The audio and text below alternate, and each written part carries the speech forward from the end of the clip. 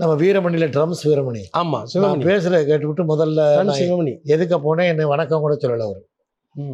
ஏங்க என்னங்க அவர் பேச போகிறார், காமெடி முடியாக பேசுவார், எனக்கு டைம் ஆகுது அப்படின்ட்டு அங்கே சேரில் உட்காந்துருக்காரு. பெரிய கூட்டம், 10,000 பேர் கூட்டம் கோயிலுக்குள்ளே. அப்புறம் திடீர்னு ஒருத்தர் வந்தார். அண்ணே நீங்கள் போய் சிங்கமுத்தன பேச்சை நிறுத்த வேண்டாம், பேச சொல்லுங்க கேட்டுட்டு. இவரை போய் நம்ம தேவையில்லாமல் சிவபக்தராக இருந்திருக்கேன். அப்புறம் வெளியே வரையில் காலை கொடுத்துருவோம். அண்ணே மன்னிச்சிருங்கண்ணே, நான் உங்கள்கிட்ட போய் சொல்லக்கூடாது, நான் சீக்கிரம் முடிச்சுட்டு உங்க போக சொன்னேன், அப்புறம் மனசு வரல எனக்கு, சிவாய நமன்ட்டு அப்படி போனார்.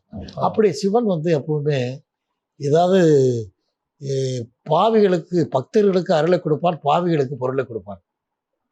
ரொம்ப நல்லவங்களுக்கு ரொம்ப காசு கொடுக்க மாட்டார், ரொம்ப அயோக்கிய புயலுக்கு காசை ஓவராக கொடுப்பார். ஏன்னா அடுத்து அதை பெருக்கிறேன் இதை பெருக்கிறேன், நிலம் வாங்குறேன் அது வாங்குறேன் கார் வாங்குறேன் அது வாங்குறேன்னு ஃப்ளைட்டில் போய் மொத்தமாக போயிடுது, ஃப்ளைட்டு கவுந்துடும். நீங்கள் பார்க்குறீங்க.